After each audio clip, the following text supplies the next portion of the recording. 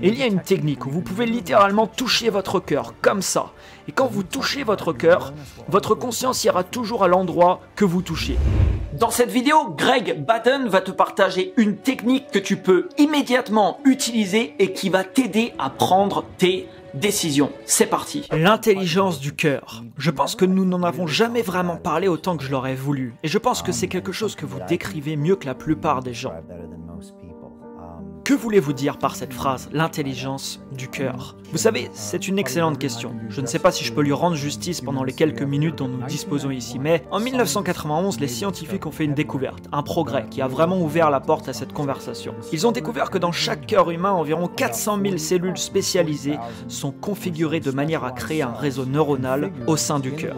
Ce sont des cellules semblables à celles du cerveau, mais elles ne sont pas dans le cerveau, elles sont dans le cœur. On appelle ça le petit cerveau au sein du cœur.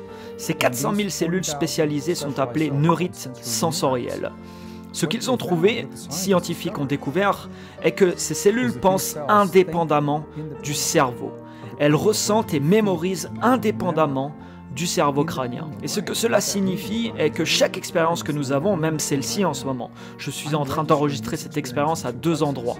C'est une bonne expérience, donc ce n'est pas un problème. Je l'enregistre dans mon esprit crânien, mais aussi dans mon cœur. Mais dans le cas d'un traumatisme, il serait aussi enregistré à ces 2 endroits. Et si j'essayais de guérir ce traumatisme seulement en y pensant ou en parlant depuis mon esprit, je pourrais ressentir qu'il manque quelque chose, que la guérison est incomplète. Et la raison est que je n'ai pas prêté attention à ce qui s'est passé dans mon cœur. Et nous le savons intuitivement. Ainsi, lorsque nous parlons d'intelligence du cœur, ce dont nous parlons est de notre capacité à communiquer avec ces neurones, d'une manière qui soit significative pour ces neurones. Donc plus tôt dans cette conversation, nous avons parlé d'avoir des expériences dans lesquelles nous ne savons pas, par exemple, quelle est la réponse à une question. Il n'y a personne à qui nous pouvons demander. Tout le monde nous donne une réponse différente. Nous ne pouvons pas rechercher cette réponse sur Google. Et nous n'en avons pas besoin parce que nous avons toujours la réponse à nos questions juste ici.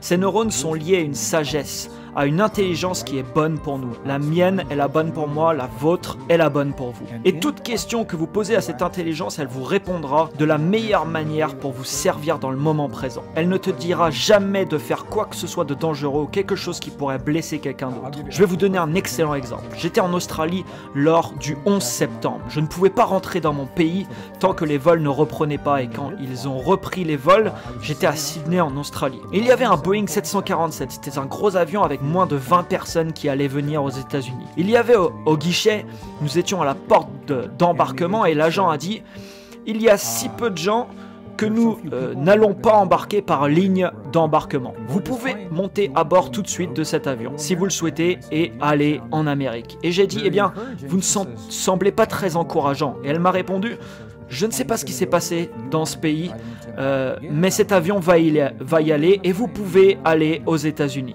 si vous voulez monter dans cet avion. » Et ça m'a vraiment pas inspiré confiance, ni aux personnes qui étaient là. Je lui ai répondu « Attendez une minute. » Je me suis mis sur le côté et il y a une technique où vous pouvez littéralement toucher votre cœur, comme ça. Et quand vous touchez votre cœur, votre conscience ira toujours à l'endroit que vous touchez. Donc de cette façon, vous attirez votre attention sur votre centre cardiaque et vous ralentissez votre respiration. Juste quelques respirations plus lentes que d'habitude. Quand vous ralentissez votre respiration, ça indique à votre corps que vous êtes en sécurité. Lorsque vous êtes en sécurité, c'est une transformation. C'est comme un déclencheur émotionnel qui gèle le rajeunissement et la chimie de guérison dans le cœur, parce que la chimie du stress et de la survie n'est pas nécessaire si vous vous sentez en sécurité. Alors lorsque vous ralentissez votre respiration et que vous vous concentrez sur votre cœur, c'est la porte d'entrée. Et les chamans le font tout le temps, les moines, les nonnes, vous les voyez le faire tout le temps, à cette intelligence du cœur. Et j'ai demandé à mon cœur, est-ce que ce vol est sûr pour moi?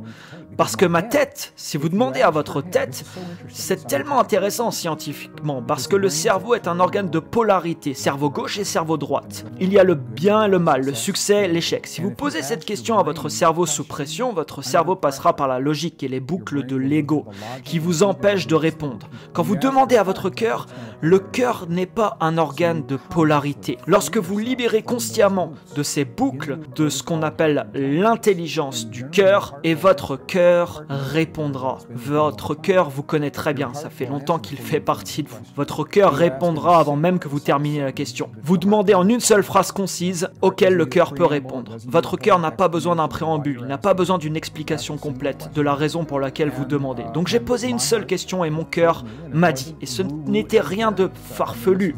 Je veux dire que ce sont des neurones qui comprennent et traversent. Vous savez, toute la statique qui en découlerait. Et j'ai eu le sentiment que c'était un bon vol. J'ai pris ce vol, je suis rentré à Los Angeles, je suis revenu dans un pays très différent, il n'y avait que 9 vols ce jour-là vers les États-Unis à l'aéroport d'Albuquerque, et j'étais sur l'un de ces 9 vols. Et parce que j'avais confiance en mon cœur, je suis rentré chez moi ce jour-là. D'autres personnes ont paniqué, ils ont dit qu'ils avaient peut-être quelque chose que nous ignorons, peut-être qu'ils ont eu un briefing et nous ne savons pas toutes les informations. Ils sont restés jusqu'à qu'ils se sentent en sécurité. Et il n'y a pas de bon ou de mauvais, mais nous avons tous des moments dans nos vies où nous devons faire un choix, parfois très rapidement, parce que ça peut être la vie ou la mort en termes d'accident ou peu importe. J'ai traversé une période de ma vie où j'étais le premier sur les lieux des accidents de la route et ça n'arrêtait pas de se reproduire. Alors j'ai pensé, oh, les 2 premières fois j'étais surpris et après un certain temps, je n'étais même plus surpris, mais je devais faire des choix, prendre des décisions, ce qu'il fallait faire dans ces moments-là jusqu'à ce que l'aide arrive et j'ai fait confiance. J'ai fait confiance à mon cœur.